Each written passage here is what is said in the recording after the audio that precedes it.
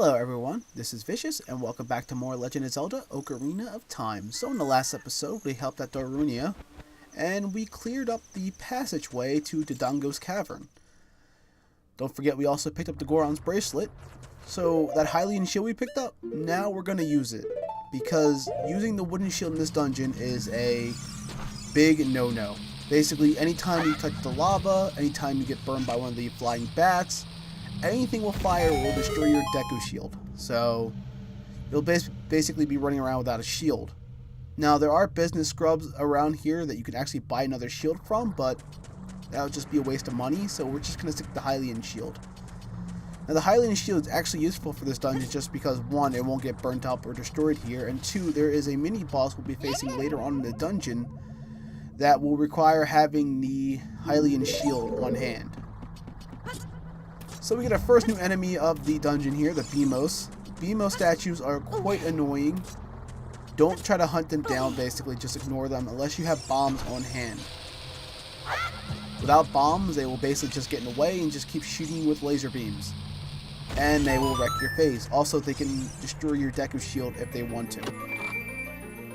Come over here, blow up this wall, and you can pick up a map for yourself. You really don't need the map, but it's there. Also, I just kind of skipped over that text because do you really need to understand what a map is every time I start a video? Not really. So anyway, use a bomb, blow up that Beamo statue there because he just gets in my way. Now you can also throw the bomb directly at them and it will just blow them up instead of waiting. Now I thought there was a bumpable wall over here, but there was not. There's just a business scrub here. Which once again, if you reflect his nuts back at him, I know that sounds awkward, but if you reflect the Deku nuts he shoots at you, you will basically have a chance to buy something off of him. But of course we don't need to because we don't have a lot of money, and plus it's just a waste of time. Also, these platforms are kind of annoying. They're very slow, but they're pretty much your only way of getting up to certain sections of this dungeon. Now on some of the walls they do have ladders set up, so if you just want to hop down and climb the ladder you can. I of course later on forget to do this and just wait. It's not very fun. Yeah, there's another gossip stone over there. If you want to blow it up or talk to it, you can. Also, direct throw will instantly destroy a Beamo statue, just like I said earlier. Now, I do believe there is a glitch to actually hop up there a little early, but I'm not even going to try it because, one, I don't know how to do it, and two, it's probably taking way too long.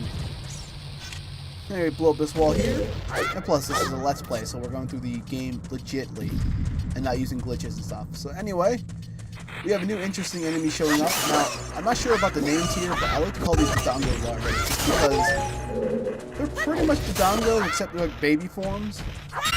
And they still do the same thing as the Dodongos. When you kill them, they blow up. So yeah, the Dodongo larvae, that's what I call them. I'm pretty sure they have an official name, but I just like to call them that. So also, if you want to blow up this wall here, you can come back here later with the bombs, or you can just use one of these Dodongo larvae here. And that will blow up the wall, and you can come in here. I believe there is a little Scorchula here for us to pick up. Also some bats, because why not? Or in this case, Kisses, but let's just call them bats. That's the one thing I don't understand about the Zelda universe itself, is why they have to come up with these funky names. I guess they're trying to be unique and different compared to other games, like, you know, when you play Castlevania, they're just called bats. And, you know, when you play an RPG, they're just called goblins, or whatever, just very generic names. I guess these guys wanted to think of different, unique names for them, so that's kind of cool, but Keese is definitely really weird. But then again, I'm not in the mind of Nintendo, and I'm not in the mind of Miyamoto and everybody who worked on this game, so. But I love those guys nonetheless. Nintendo, I love you. Just know that. So anyway, come over here and push the statue over here. This, of course, will open up the next passageway for us to go through. Now, I just want to apologize if I start talking a little bit too fast and I start slurring my words. I tend to do that, and I tend to forget that I should be talking a little bit slower than I normally should. Anyway, break up these bottles, pick up some hearts, and we come across our very first mini-boss. Lizard folks. Liz folks. Yeah, if you have the Hylian shield, this fight is super easy. Now, there are multiple ways you can kill these guys. One, you just kind of wait for them to attack, bounce off your shield, and poke them. or you can actually just jump slash him. It takes less hits to kill him. Now later on, I actually show up this jump slash technique. For now, I'm just showing up the simple strat of poking them and they're stuck. Actually, it's not really the stuff. It's poking them in their shit. I think you really need these guys. So yeah, there'll always be 2 of them in a room, and after 3 hits or 2 jump flashes, they will run around. And the other one will try to come in. It's pretty much a standard stuff for these guys. Just dab them, wait for them to attack you, and poke them. See? Now the other one will come over this way, and actually I was trying to show off the fact that you cannot smack them with anything else. You actually have to this game is tough. And they're also wearing some sort of armor, I should say. Not much armor, but they are wearing armor nonetheless. After killing those 2, another passageway will open for us. Just right over here. Also, I don't know why I went this way. I guess I was going for the pot, and then I said just screw it. I don't know. Anyway, we're going to use this bomb flower over here. We're going to blow up this wall. I believe there's nothing really important in here. I believe it's actually a compass. If memory serves me. I was recording this yesterday, so I should remember. Oh no, it's just another business scrub. Nah, forget it. We have no purpose for a business scrub right now. Anyway, another new interesting enemy. We have actual Dodongos now. I'm waiting for everybody to make the puns in the comment section. Well, not really a pun, but the infamous saying from the CDI games. I hate those games so much. You have no idea how much I despise the CDI games. And I actually have people wanting me to play and telling me I don't want to because the console itself is very expensive. 2, the games are super expensive. 3, they're just extremely unfun. And I actually did try to use it before, but it's a mess. I remember for some reason the controls were mapped to the mouse button and the actual mouse itself, so it was like, what? I don't know. But then again, I'm not going to try to figure that out because the Philips CDI is a very mediocre playing console. And don't get me wrong, there's some interesting games on it, but nothing really standoutish. And nothing makes it a must-buy console. If you're going to spend money on a console, like older ones, maybe some unknown consoles, TurboGrafx 16 is the best bet. It's a really good console. But then again, it's kind of expensive, and the games are a little bit hard to find. So anyway, we're going to light this Deku stick here, and we're just going to light some torches. Because even though killing all the Dodongos in this place does not open the door, lighting the torches will. So anyway, just put your Deku stick away and continue on. I must say, I'm okay with Link having the Hylian shield in his back. He looks kind of cool that way, but I know some people don't like to have that big bulky shield. That's just me. We're going to hop over here and head over to the other passageway to open up. For some reason, I was like, you know, I'm just going to wait here. I don't know why I didn't run over to the ladder that's sitting over there. Also, I'm just like crouching. Yeah, got that excellent crouch going on. Yeah, but if you don't want to wait like I did, you can just run over to the ladder on the right, and you should be okay. Or, of course, I wait, because I don't know why. I have no idea what I was thinking. Now, this dungeon is very straightforward and very simple. There are some annoying puzzles coming up, but nothing too strenuous or ball-breaking at this point whatsoever. They just get kind of a tedious game. So come over here, blow this up, and I believe this is the compass room. Yeah, we actually have to blow up this statue over here. I forget what they're called off the top of my head. I should do the novel. But yeah, the only way to actually kill these guys is to throw bombs at them. So the bomb flowers you're using, that's going to be your best bet for now. It's actually a bomb bag. Now this guy's actually going to come back over here, but I'm actually going to kill him. And when they are actually about to die, hop around the room all crazy, going suicidal, and just blow up. So come over here, open up the big chest, and you will get a compass. Don't really need a compass, but it's there. Maybe first time players, it's very helpful. Like in every Zelda game, there's always a map and there's always a compass. I believe the map and the compass are more useful in the original Legend of Zelda than, say, the newer one, just because It's not very hard to figure out where you're going. Now, I do know some rooms can get a little tricky placing items in a higher spot, especially the 2D ones, the top-down 2D ones.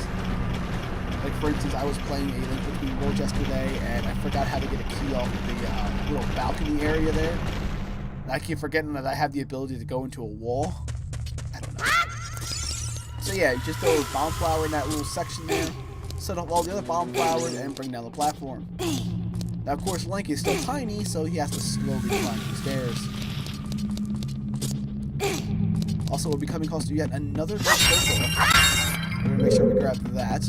Like I said, I'm not going for every gold Skulltula, but any gold Skulltula I can pick up. See, there it is. Just chilling up there. Now, like I said, the gold Skulltulas, you cannot lock onto them at all. You can lock onto the token, but you can't lock onto the gold Skulltula itself. Which I have no idea why they did that, but they must have a reason. Maybe they make it more difficult, just because you can't find it right away, because it's not locked on. But if you're having trouble finding a gold Skulltula, just look around, listen to that sound with them crawling. I come across a normal Skulltula or a Walltula in that case. Yeah, you normally hear a gold Skulltula just crawling around somewhere or just making noise. Not really crawling anywhere, just making noise. Also, I hate this ladder for some reason. It just did not want me to go up. Flip that switch, and we're going to do yet another doorway. I think we're actually coming close to where we get the bombs as the item of this dungeon. Also, watch out if you go this way. If you fall off, you're going to go all the way back up here. That's not fun. At all. Yeah, watch out for these keys that are set on fire. Fire keys will wreck your day. They will set you on fire, and if you have the D2 shield equipped, they will just instantly burn the shield. I'm trying to be like amazing and trying to shoot it from far away, but you can't because your seed will actually just miss it by like an inch because it just decreased speed.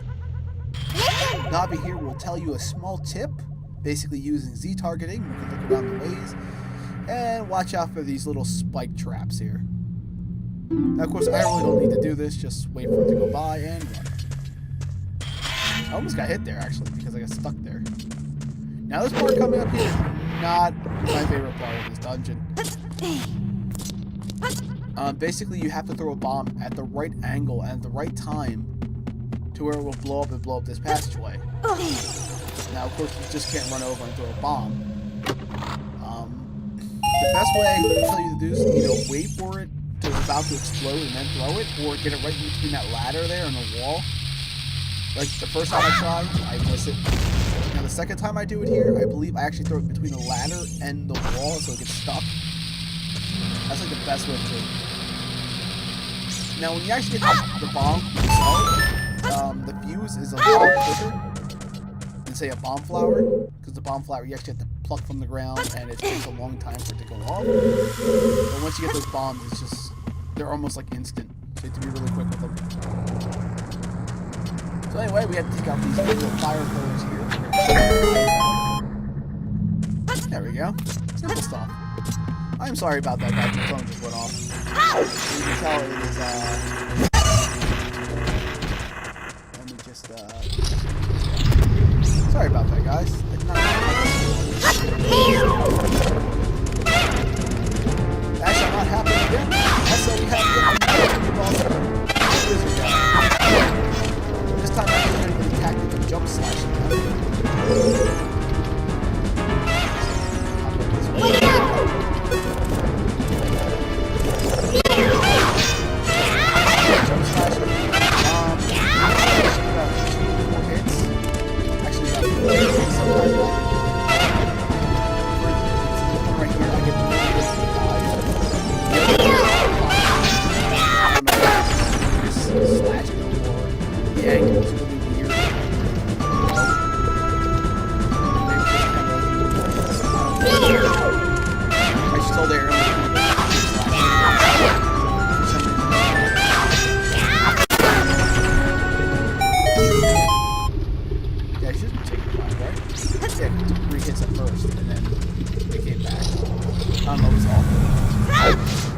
More fire pillars go up here.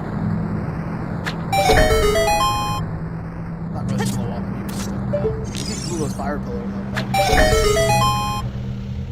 I think. I don't know, maybe the game would just be like all crazy if that happened. Yeah, coming this way, we will basically have to hop over here. Just be careful, because if you fall down there, you will have to run all the way through there. Come up to this chest, and we will finally get the item of this dungeon.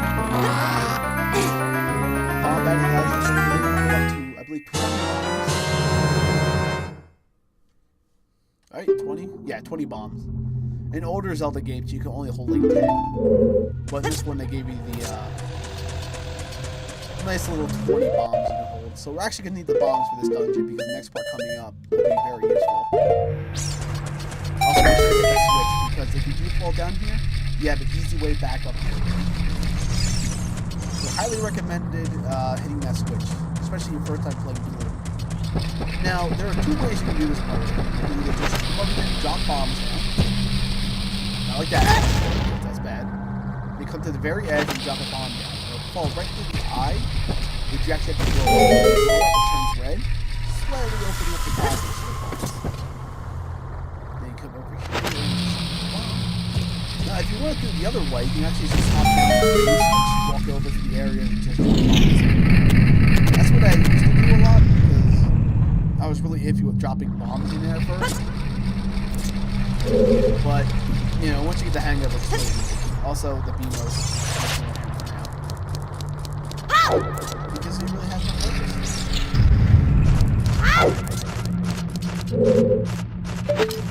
So yeah, we're going to take care of these fire keys and beat them. Also, my aiming is like ungodly here for some reason. Look at this, like perfect aiming. It's ridiculous. Then again, the hitboxes of the keys are really weird. Looks like you're not going to hit them if you hit them. You just have to time it correctly. So we have a very annoying puzzle coming up here, actually.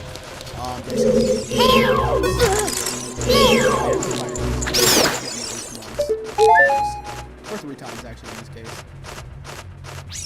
So we're just going to wait for this little guy to come out over here, and get shot and I click this. Not that time, though.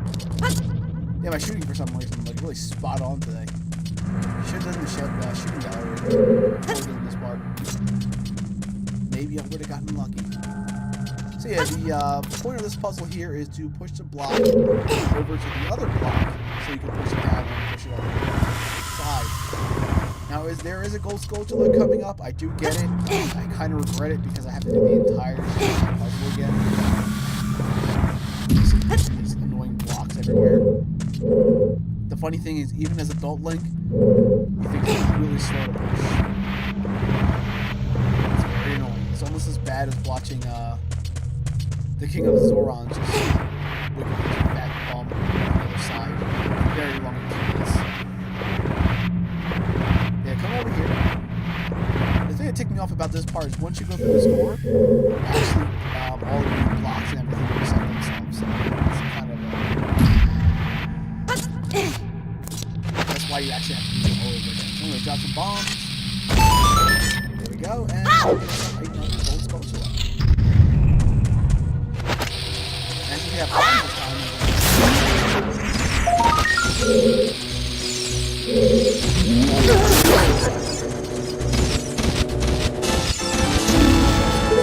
For us.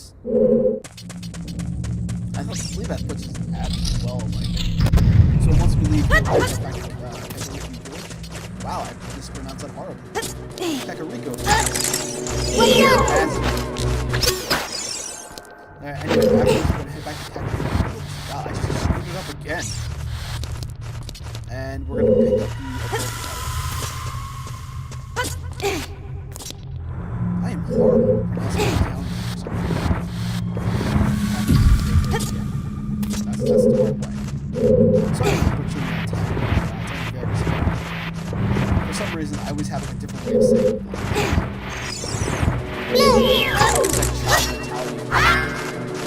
Whereas a kid, I would mispronounce like almost everything of this game. I was a kid, you expect. It just kind of carries over to my adult. So anyway, we're going to push this block all the way to the other side here. This is very annoying and very tedious. It just takes forever. And of course, later on, there'll be more wonderful blocks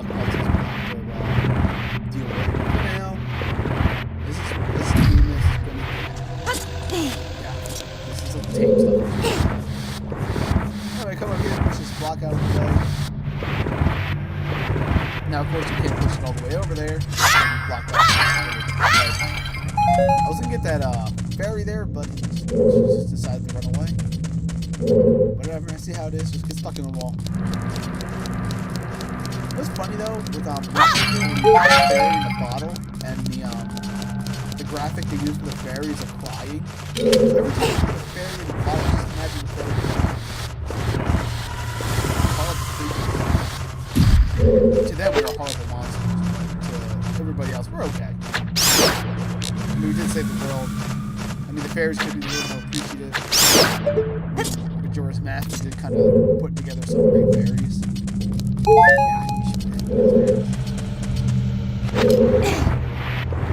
okay, we got one more stupid little block we have to push. I promise you guys, this is the last block we have to push this episode. This is my least favorite part of this dungeon. It's just pushing the blocks. It's so long. It's quite complicated. Anyway, we're gonna push that block into that hole. Just gonna hold that switch down. And we're finally gonna meet up with the boss. The first thing I do here is actually drop down the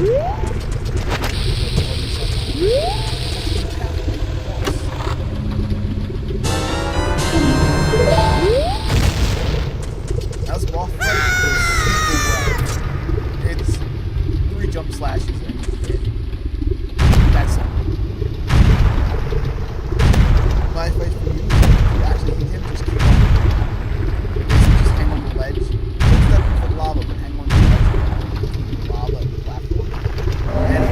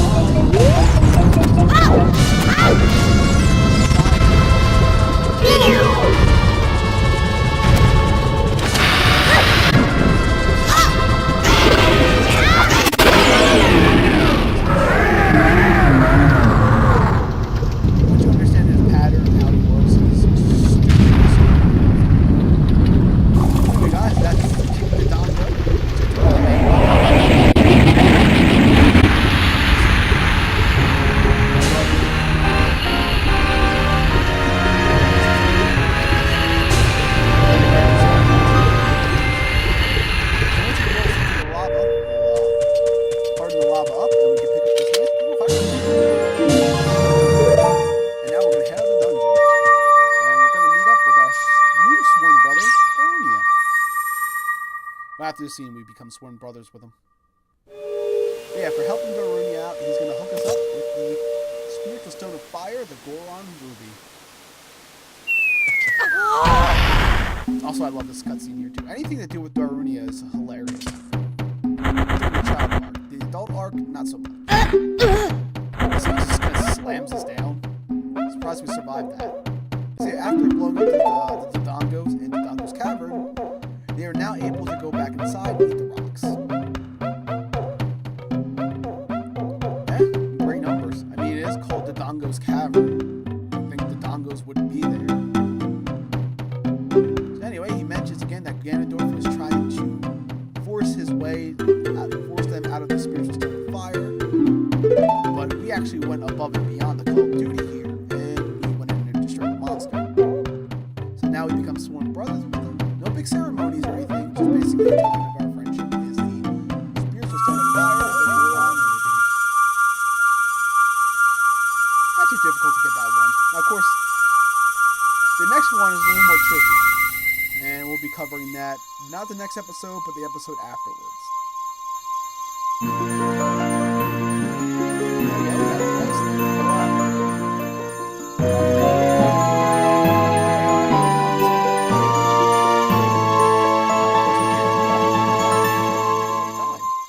That would just script the entire game.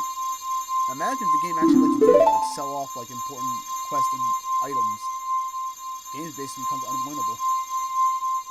So anyway, guys, thank you for watching this episode. Look forward to the next part, and I hope everybody has a wonderful day and enjoy the rest of your week. Goodbye.